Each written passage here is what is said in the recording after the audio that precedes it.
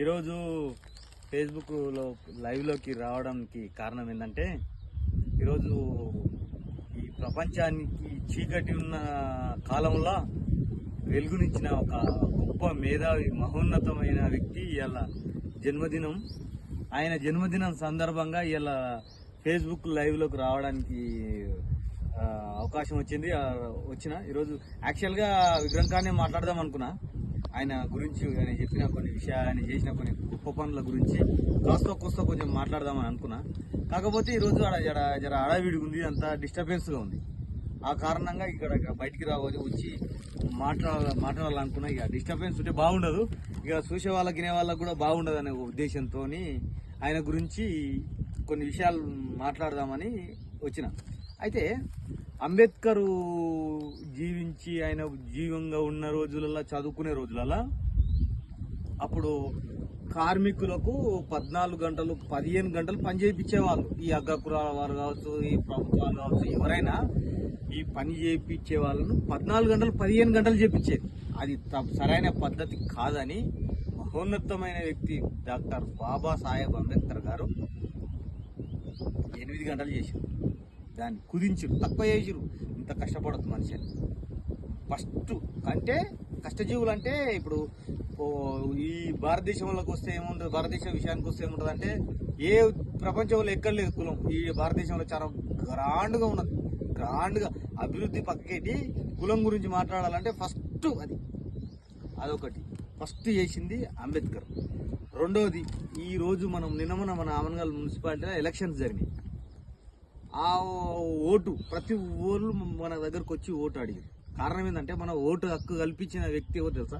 Doctor Babasaheb Ambedkar. ఆయన చేసిన గొప్ప పనులల్లా ఇది ఒకటి. ఎన్నో చేసిండు. బ్యాంకింగ్ వ్యవస్థ దేశంలో ఇలా బ్యాంకులకు పోయి మనం అగ్రవర్ణాలు, వాళ్ళు వీళ్ళు, బీసీలు, ఎస్సీలు, ఎస్టీలు అందరూ పోయి బ్యాంకులో పోయి బ్యాంకు సేవల్ని వినియోగించుకుంటారు. అది సృష్టించింది డాక్టర్ బాబాసాహెబ్ అంబేద్కర్. ఇంత గొప్ప పనులు చేసిన ఈయనకు ఒక ఆడ కొన్ని జాగాలల్లో అవమానాలు జరుగుతున్నాయి. ఆ అవమానాలు జరగకుండా చూడవలసిన ప్రధానమైన బాధ్యత ప్రభుత్వాలది ఉంటుంది. ఇంకొకటి, చీకటి బతుకులలో ఉన్నాం మనం.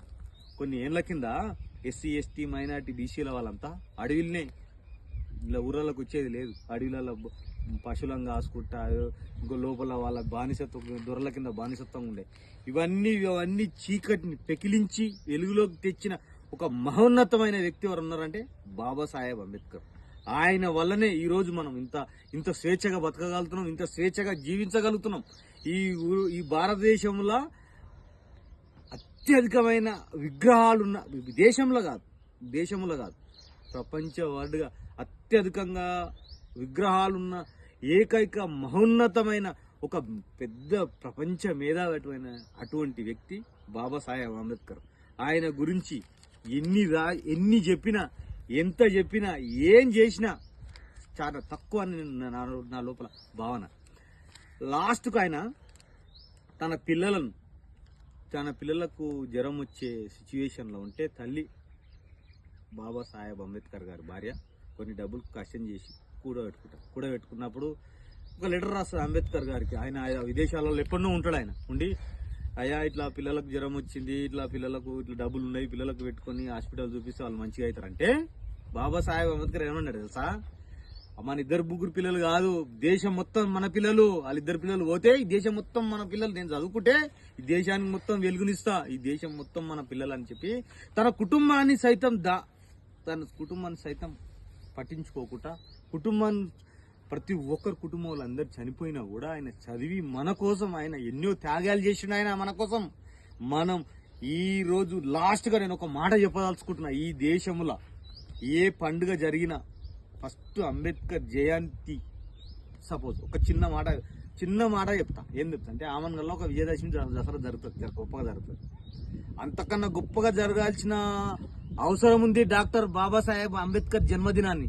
రాబోయే రోజులలో ఇప్పుడున్న సభ్యులందరం కలిసి ప్రతి ఒక్కరం కృషి చేసి అంబేద్కర్ గారి జన్మదిన సందర్భంగా దసరా కన్నా గొప్పగా చేసుకో, కొత్త బట్టలు పట్టించుకొని, కొత్తగా అన్ని వంటలు గింటలు అన్ని చేసుకొని కొత్తగా జీవించాల్సి, కొత్తగా ఆయన పుట్టినరోజును మనం ఆయన ఉన్నందుకే ఇవాళ మనం ఉన్నాం, అది మర్చిపోకుండా మైండ్లో పెట్టుకొని ఆయన జన్మదినాన్ని ఇంకా గొప్పగా ప్రపంచం గర్వించేదగ అటువంటి మహానుభావునికి పాదాలకు నమస్కరించి ఆయన పుట్టినందుకు ఇవాళ మనం ఇంత స్వేచ్ఛగా బతుకుతున్నాం.